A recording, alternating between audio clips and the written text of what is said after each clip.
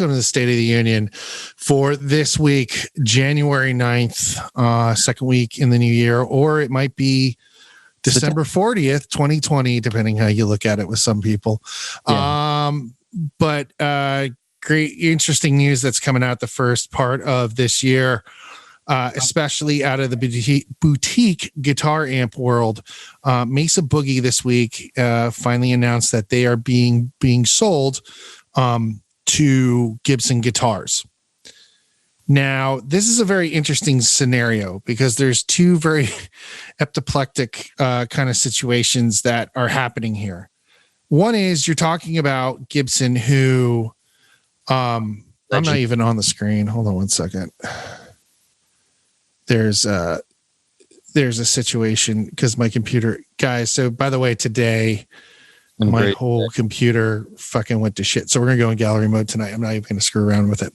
Okay. But as you notice, I'm not in my normal spot that I'm always in for Combine or for State of the Union. But here we are. So what happened is that, you know, Mesa Boogie has sold to Gibson, and Gibson's thing is a few years ago, they were basically filing for Chapter 11. They were going under. Okay. So they financial troubles. There were major financial troubles because of the previous CEO, and he basically ran the company to the ground. They were in technologies that they should never have been in. Like, I think they bought Cubase and they bought Newmark DJ equipment, and like they bought all these like different companies that just didn't make sense. And Cubase anymore? What's up? Anybody use Cubase anymore? I mean, if you're kidding yourself, sure, I guess. Okay, so then that's not a good investment. You know, I mean, like if you're, you know, sorry if there's any Cubase users out there, but I mean, I've never found it to be a usable format for recording pro audio. Maybe it is now, I don't know. But they owned all these different companies, and it basically tanked Gibson. Gibson ended up filing for Chapter 11. I think they closed a factory or two down, and people lost their jobs.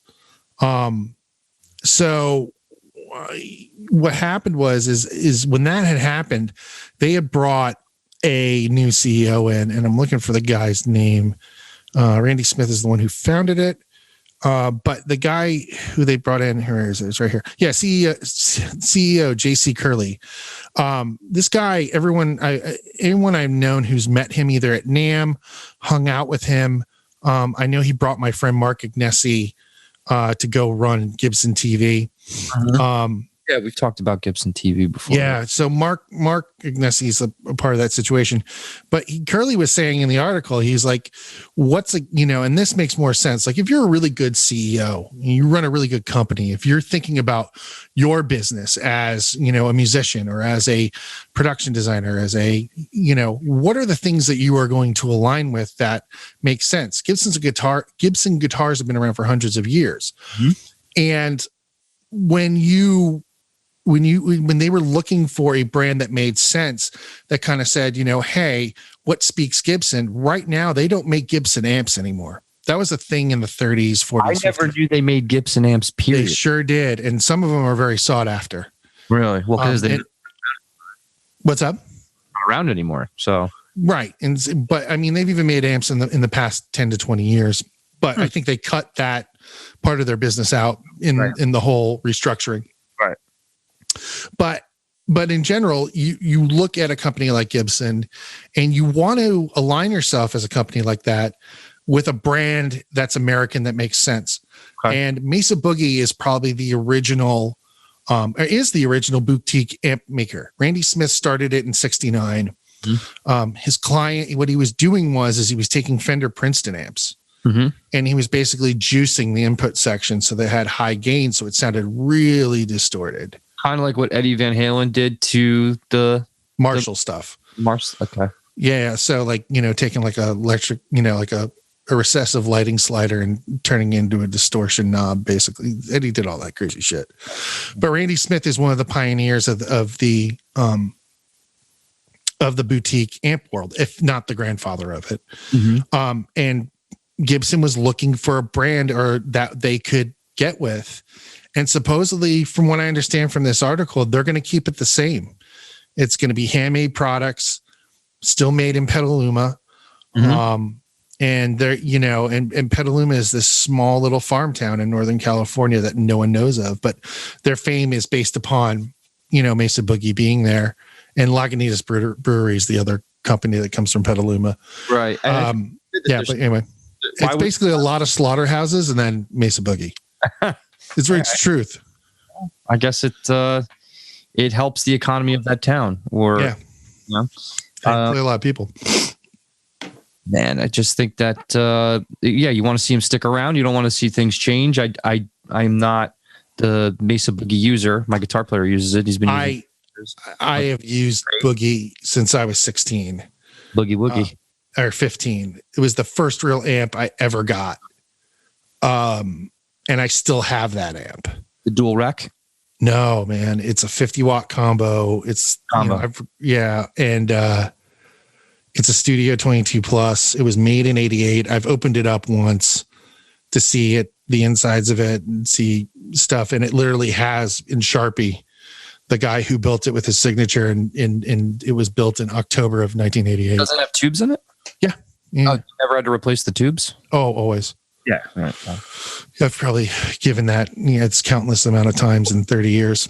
So that's awesome. So they're going to stick around. They're not going anywhere. And they're not going to change it, which they shouldn't. But it's not broken. Just help them with getting on board. So it's not even helping them. They're taking it over. Randy Smith is bought out. So, but they're not changing the name, right? But they're not changing the name because you want that brand loyalty. Sure. I mean, you want that brand quality. I mean, there's such a huge fandom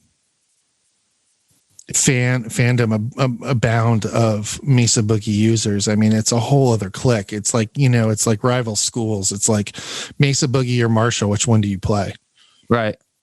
I mean, and obviously there's so many other amps out there now, but right. But I feel like, and I've had some great, it's funny. It's like Mesa Boogie's been such a thread in my life. One of my favorite stories is the time I was with Mark Morton, from Lamb of God.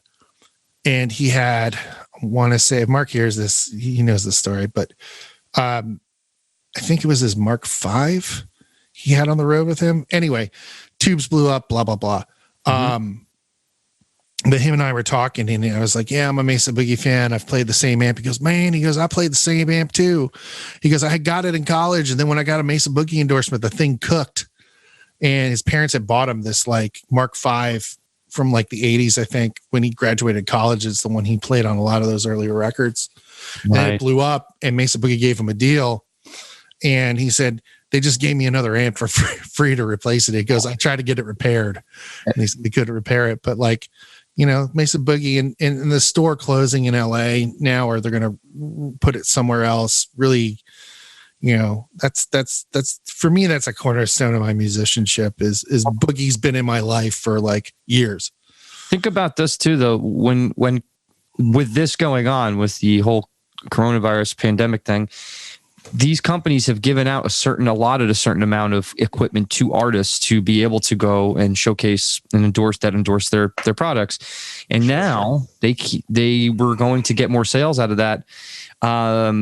Based on they probably didn't recoup that money that they thought we would get, which you really can't measure because you're an artist. You don't know what artist is responsible for somebody buying the Mesa Boogies, but that's what they do every year. That's what SJ Custom did in Massachusetts. SJC, yeah, SJ Custom, and they literally put too many drum sets out. They gave too many drum sets away. Too much labor went to that, and they couldn't really allocate those funds elsewhere or make back the return on investment from their. They were giving those kits away to everyone on Warped Tour. Yep, and now they're back in. I hope they're not. Marcus Lamona is one of my favorite shows. The Prophet. Yeah, I know he tried to get the brothers together. He did it. It was a success, but everyone told me that story. I've never seen that episode. It's a great episode, and it's really, really uncomfortable. Rob McIntyre is the one who mixed it. He works on Prophet. Robbie was on our second episode. Yeah, right. Yeah. Awesome. So basically they give these artists this equipment to go put it, go out there and represent, and then they now with this. Yeah, but that begs the question: do you think that maybe they didn't lose that much business, or they did?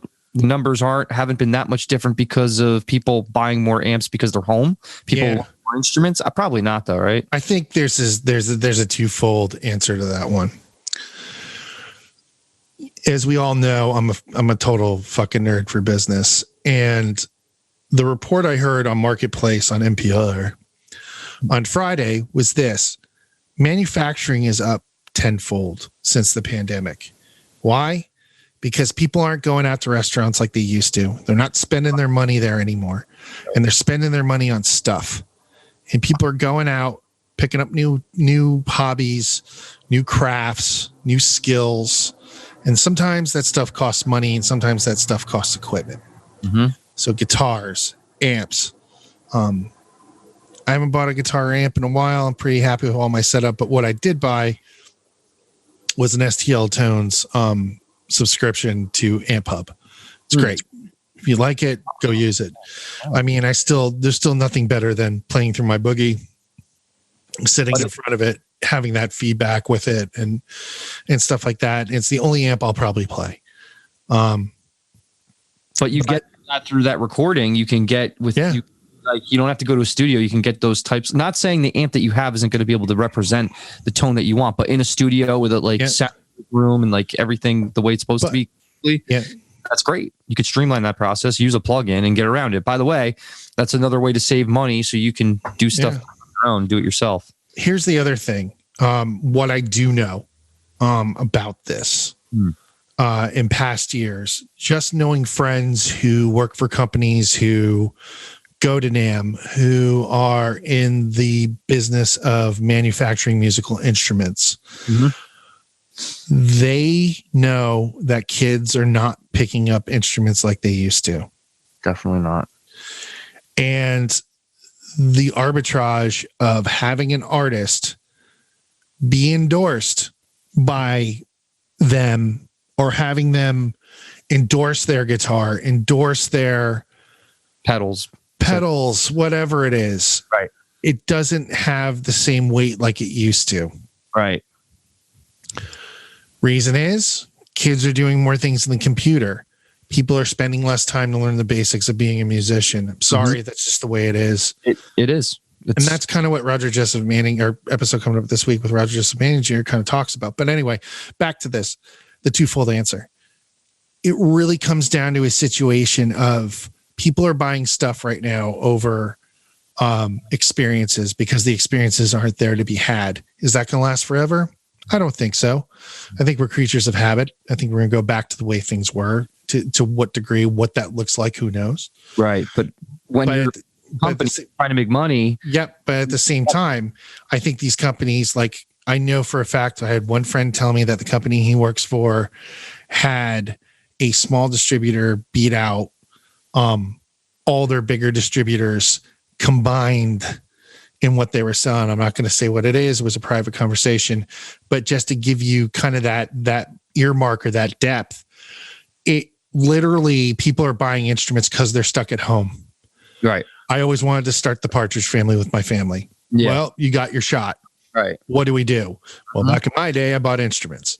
Right. So I think there's a lot of that going on where people are buying guitars and amps and stuff like that. Now, with that said, what Gibson is trying to do is they're trying to make their brand as an American brand as possible. J.C. Curley came from Levi's. He built up the Levi's brand as an American brand. Gibson, and when he came aboard, I remember seeing the interview with him from NAMM. He is a guy who is a preservationist. He has played Gibson. He is a product of the product in the sense that right. He is a fan of the product. His family plays Gibson. They did before he became CEO of the company. Right. You know, there's no better custodianship than J.C. Curley for that company. So in all my heart of hearts, even though I feel like, major company buying a small boutique amp company, because really Mesa Boogie is still a smaller boutique, even though they're top of the food chain. Yeah, they're respected. They still were a privately owned company till a few days ago. Okay, so now so this is really cool. So now they're public because Gibson owns them. But my thing was Mesa Boogie, they're part of a conglomerate is more my point to that. Yeah, I don't know if Gibson trade. I guess Gibson does trade. But Gibson a couple years ago was in Chapter 11, right? Yeah, major problems because the thing is, the guy previous to Curly, and I don't remember his name, but he was a real a-hole. What his parting statement was when he left is like, well, you know what? It's the music store's faults. Right. You guys don't have enough space to sit in music stores, so there's not enough places for people to try guitars out. That's not true. I think No, basically, you and I both know that. Yeah. I think it's more of like I think also in criticism towards Gibson, I think their price point versus the quality that they were making at that time was not representative of what the market would bear. And here it is. I can give you an example. I went to go buy my acoustic guitar, and I always thought Yamaha was a really good price point, really solid acoustic guitar you can get. Good one. $500. Yeah. So I got a $299 one first, and then I traded it in and then traded something else and then got a $500 one. Now, I tried the Gibson acoustic guitar, right, versus the Yamaha. I honestly, that's like my dream acoustic guitar is to get like a Songbird. But the thing is, it's $3,500 fucking dollars. It was a $3,500 guitar that I did not feel, and I was not feeling it at all, man. And I maybe it was the way it was made in that particular model. And I took the Yamaha, I started playing it, and I'm like, this is so much sounds better. And I'm like, am I crazy, guys? Like, and I'm asking people, and they're like, no, man, that does sound better. I'm like, $3,500, $500. I mean, maybe it's better wood, maybe it's not, but still, what do you do? I think that, when it comes to instruments too, it's like everyone's always like Martin guitars. Now, my artist that I manage, EJ Wright, he's got a Martin guitar, and I think sorry, EJ, if you hear this, I think it's the biggest hat box in the world. I don't think it's one of their good ones. And it's also one of the lower priced ones. Doc just got a Martin I saw that. Right. And he opened it up, pulled it out, started playing it. It was in tune. That's impressive to me. Yeah. You also look at that case it came in and stuff. I mean, Martin makes a great instrument, but again, the one that Doc has, I think that's like $1,000 Martin, or your upward price point of that. Mm-hmm. When you really start talking about acoustic guitars, man, at least in my opinion, the ones I've looked after as a guitar tech, the ones I've fixed for friends, the ones that I've worked on, the ones that I've owned, I've never owned an acoustic guitar that's been more than $500. Yeah. Well, and maybe that's my not being, Dude, I had a drum set that it was like, it wasn't the master series. Probably it was like that I had forever. And it was just putting money towards other. Now you just got in my head from this conversation though. That I definitely need to go get a Songbird at some point. Yeah, $3,500. Dude, don't care. Like, I got to find the right one. Like, go to Norm's Rare Guitars and find one used. That's right. Like a used. You know what I'm saying? That's a little lower price point, but still amazing. I'm going to call Keith Nelson and ask him because he's the master of guitar connoisseur. It's like, crazy too. You can get specced out guitars now that are specced out, but they're not like name brand, and you can get them for like 150. So I have a bass that I bought from our good friend Jason Dazuzio, called an Aslan Dane. So they made this one's probably from 2000. It's over there, but it's a 2-spec Music Man Stingray. Right. And sounds amazing. Sure it does. It's just a matter of getting over the fact that it doesn't say Stingray on it. I don't give a fuck. To me, it's like, being an engineer and all that. I love the challenge of taking something that's non-traditional and making it sound amazingly traditional. Mm-hmm. Mm-hmm. It's kind of like what, I went to go see Sylvia Massey speak like 2 years ago at NAMM with my buddy Michael Coleman. Is that the producer lady? Yeah, who did Tool? Cool, right? Who did Undertow? Undertow, right? She's done a bunch of other albums, but she's like this majorly artistically creative person, and she like recorded stuff in like a nuclear. I want to say it was like a nuclear plant cooling tower. It was like a hangar or something, right? No, it was an actual cooling tower, either for like a power plant or something. But she showed pictures of it, and it was a cylindrical tower, and she like dropped the console in the middle of it. Mhm. Band played in it. She like put microphones up and down. Like if you can do stuff like that, where you are, I think, kind of cutting the letter of the law in half and going, well, I'm going to use my best talents and my ears to my best of my ability and create something that's so amazing that you wouldn't necessarily be able to, that, because I think it's great to go into a studio. I think it's amazing and it's good to have that stuff, but it's also great when you can take like a transistor radio speaker and put a Marshall on the front end of it. And it gives you this whole other dynamic that you never knew you were going to have. Yeah, that's being creative and that's how you really, I think you set yourself up to be more unique as well. And I mean, like when you're talking about those, the producers with the electronic music, the techno and the house music, the beats that they're getting and the samples that they're using, like a lot of times it's from organic instruments. It's from me going like this and recording putting those samples together and seeing what they sound like. And that makes your music more unique. You don't sound like every other person that's using stock samples, right? Yeah, exactly. Before my buddy Critter passed away, we had a great conversation. He recorded the first Angels and Airwaves record. And whatever that big single was, it had all those like metal and chains and the beats and stuff like that. And we drank at the same bar. And a bar I worked at as a bouncer. Mm-hmm. And he would sit there at the front door with me and I go, well, tell me how you did this on the Ministry record, or tell me how you did this. I said, how did you do the guitar delays on that song? He goes, well, the better trick is all the percussion stuff I did, which was like all this, like it was like dropping of chains in a parking lot, and he recorded the samples individually, but then he lined them up in the grid in Pro Tools and created music out of that. So that's exactly what we're talking about. It's going to kill me what song that is, but everybody knows. I was going to ask you if you wanted to do this when we wrap it up. You could share the screen, and I could show our listeners, viewers, that like part of an Instagram video that I'm watching, just like part of a course that I think is really good. Yeah. Hold on one second. Is it the Adventure? Hold on. Yes. So it was when he recorded the Adventure for Angels and Airwaves. And I said, did you use some like complicated like guitar delay and all this stuff? He goes, no, man. He goes, I used two of those Boss digital delays, man. That was the only thing that worked. Really?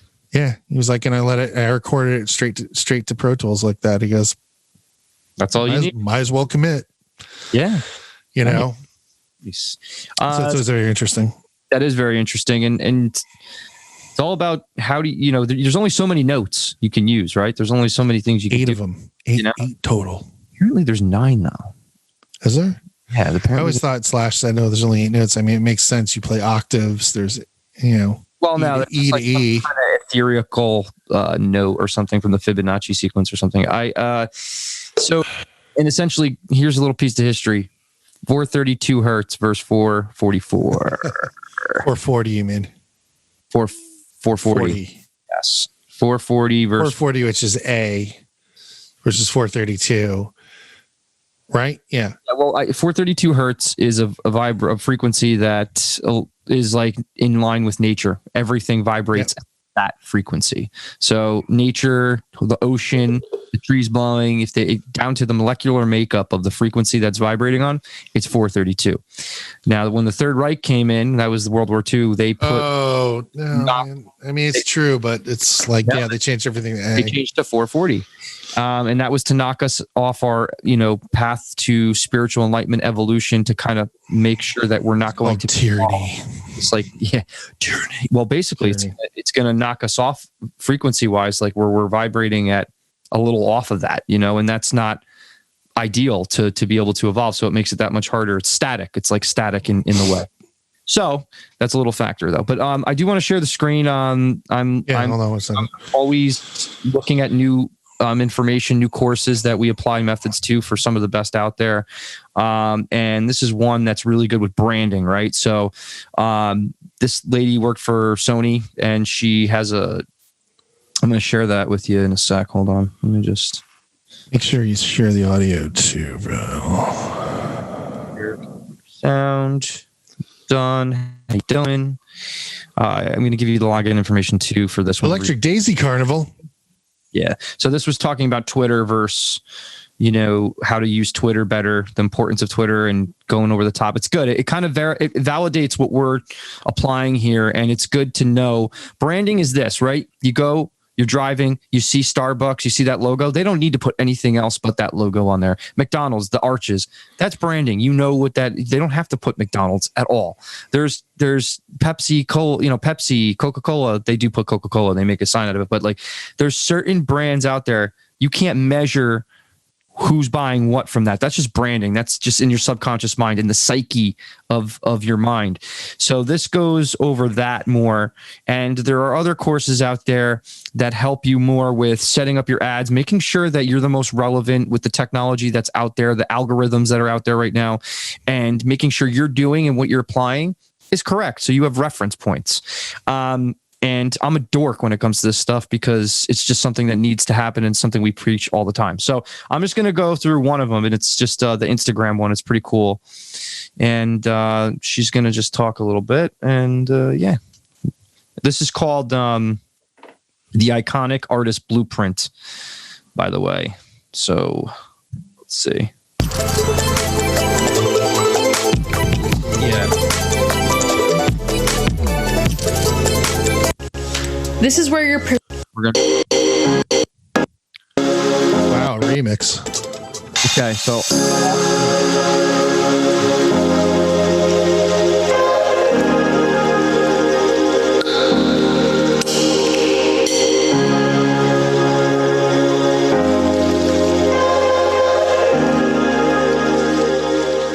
This platform is the most important platform for any musician.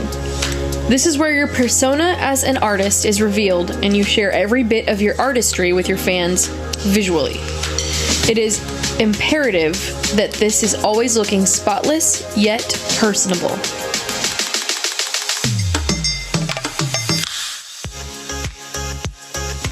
Your bio. A great bio needs to communicate a handful of things. Who this person is, what they do or are about, Cool. I don't want where to find their product. Issues. We're not going to get into licensing issues. So basically, I'm just going to cover. I was going to stop because it's 11 minutes, and I'm not going to take up 11 minutes of your time. Just look at the structure here. Who this person is, what they do, who you're about, where to find your product or music, and what's coming up in your career. That's what you stick to in your bio. There's only so many lines that you could put things in, so that you got to get that across in the best way possible. Little example. Us, right? So you go to our Instagram, Which is tight. It's getting there. It's getting better every time. So essentially,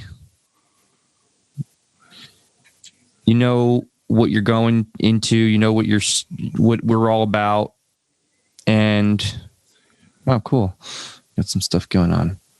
So our Instagram, just an example. And I follow these practices too because they're important. And it looks different on the. Oh yeah, it's always weird. Hey, look, there's me. Yeah, how you doing? There's Mike. How you doing? Gotta give some love to the old Fit for an Autopsy, Tim Halley crew. What up? Right. So the Music Combine podcast, right? That's what's a podcast for musicians, by musicians, music creator me, producer engineer Mike. Access to all our media platforms. Now you could change this out on a weekly basis. Like after State of the Union, I'll take this out and just put State of the Union up. But this will lead us to all of our media platforms, our website, every social media, our podcast, everything. So this gives people the ability to just go to any platform they choose and to listen to us and access any way possible. So that's that simple. And then kind of 1300th this app here, preview is really cool because we're starting to use this now, and we're always going through. You know what? Yeah, we're always going through new ways to essentially be able to manage our stuff better. So, so preview is a good app to be able to make your stuff aesthetically look better. Yeah. I want to log in, but they take your stuff, all your content, and you can literally set it up any way you want. But it puts kind of like a grid And I'm going to show you. Sorry for the. Here it is. Okay. Wait. How you doing? What's going on? How you doing? What you doing? Okay.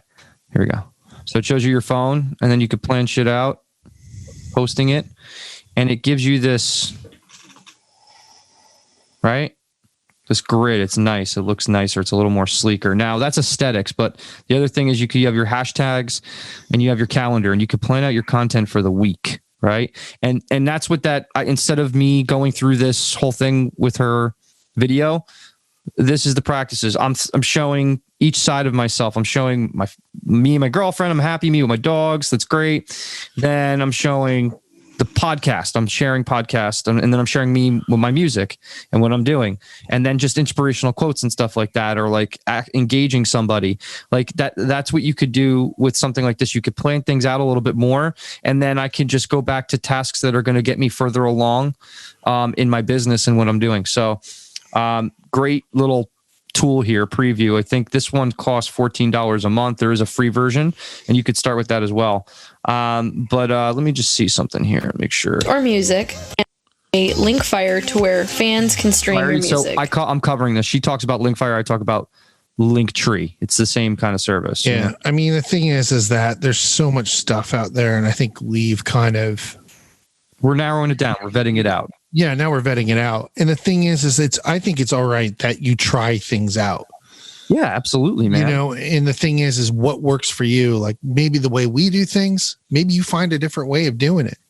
Yeah, and it works for you a little bit better. Don't want to reinvent the wheel, and that's my next. No, not at all. Not at all. You, because like what makes me different than you, where we have a lot of things in common, but I like things that you may not like. That's going to get me people that are engaged in my content because they like what I have, which makes me more unique. And that's how you separate yourself. And when it comes to music, tying this all together, this podcast all together, being the creative aspect, recording in a fucking circular, cylindrical, concrete fucking nuclear facility or whatever it is, an energy plant, that's going to make your recording sound different. It's you're just taking your music and using good equipment to record it, of course, make it sound good, but like recreating it from something nobody else can really recreate.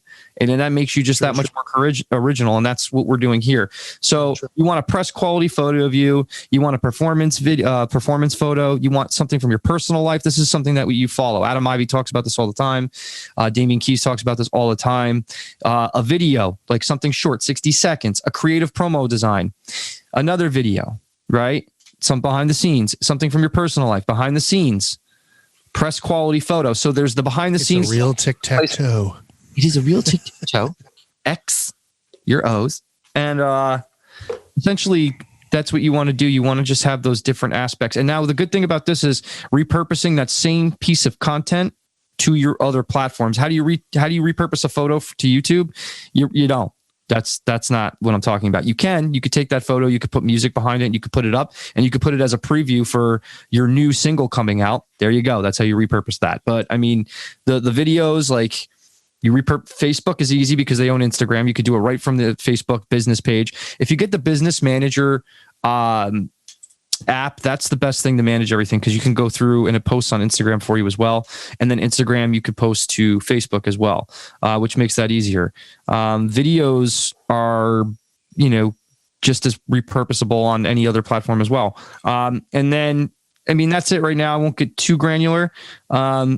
But that's it. You just show those different aspects of you, and then they show you the grid, like how to brand yourself, how to make your page look more sleek, right? This girl's photos, the way it's lined up here, is better. So where can they find this? They could just go to their app store and just put in preview. We're not getting paid for this or anything, guys. I'm just telling you it's working. And then, so that's going to make it look more aesthetically pleasing. So this is more about branding and more engagement. And that's what she's talking about here.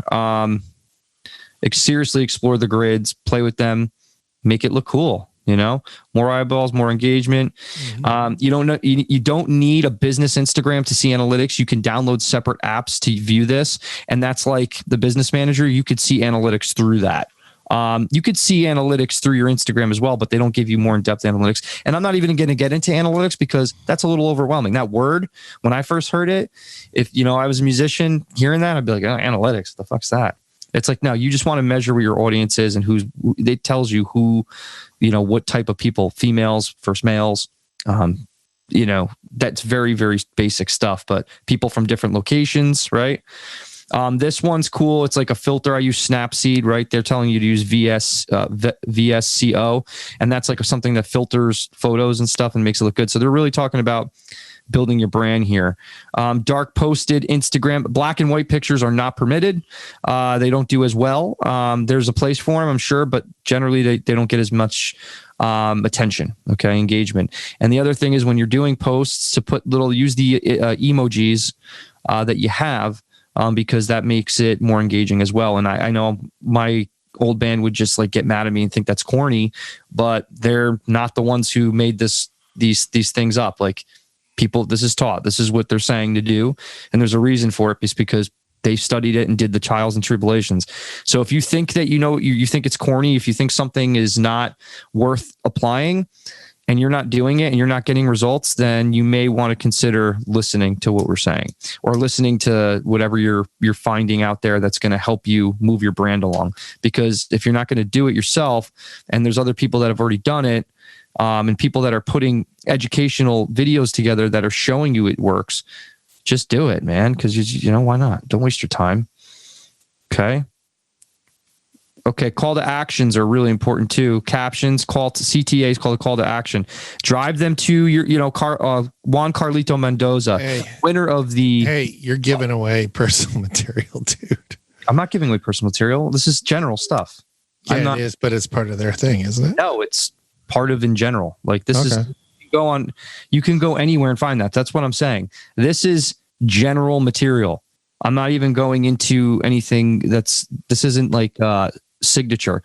But you go on people's profiles, you see what they do and you see how they drive traffic to other platforms. So it gives you a little 60-second clip or even a 30-second clip, a reel, and it goes, go for the full lesson, right? On his full lesson on YouTube. And then you could drive you right to the YouTube and it looks sleek and he does that. So that's just a little example. And we've gone pretty long right now and I can keep going, but that's basically it for this. Like, I mean, this is pretty simple, basic. Make your Instagram look nice. Make it look congruent, which means if a message, you're putting out a message, make it read the same thing in the picture, in the graphic. If it says, you visit so-and-so to hear my new single, down, I live in a van down by the river, make it say that on the picture, make it say it in the body, and make it say it into the next, when they click into the actual offer, the CTA, the call to action, you have this thing there again, thanks for the download. Hear our song down by the river. I live in a van down by the river. And then that's it. So people just keep that same congruency. Just a little tip. That's why we're here. Not just the tip, but tips and tricks for you. There you go. Yeah. So this week we have Robert Joseph Manning Jr. from Beck Jellyfish, specifically his newest project, Licorice Quartet. Yeah, he's a character. He's an old school cat. They came out during the grunge days, and their band they were really well. Licorice Quartet did. Jellyfish did. Licorice Quartet has a record coming out on the 21st of January, which is a week from this Friday. And Roger was kind enough to spend an hour with us and talk about music in general, and really kind of hone in on because he's probably one of the better. Not only is he a great artist, but he's an amazing studio cat and he's worked with Rick Rubin, and he's got a great scope on like old school versus new school and how he's applied. Definitely, how he's pivoted. Real.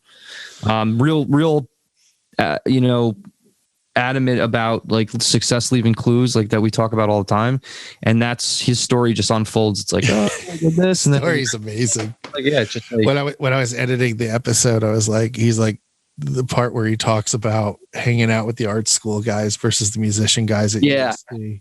That's great. You got to watch it, guys. It's such a good interview. It was one of my favorites because he's one of my favorite musicians of all time. He's an encyclopedia, So but he also knew, he's like, I had to make money with this, and like I couldn't just be like, do you want to get your brakes fixed? He started started finding out in frat houses and stuff, and like doing that and making money. Like he just put his he make it make sense because you want to do it right, so you got to think of ways to do that, and this guy's done it all. So nice. Always a pleasure speaking with you, Miguel. You as well, sir. And we'll see you this Friday for that week's episode. Definitely. We'll see you guys at 9 a.m. this week, Pacific time, 12 p.m. Eastern time. The new episode will be out 1:33. Roger Joseph Manning Jr. www.themusiccombine.com. Yep. And then also you can find us at our respective DSPs, which is digital service providers such as Apple Podcasts, Spotify, Gawker. I guess Gawker's not a thing for us. BitTorrent, Homer Pigeon. If you can find a Homer Pigeon, you can get our podcast, stuff like that. But thanks guys for listening and spending your Sunday night with us, and we'll see you soon. Peace out. Bye-bye.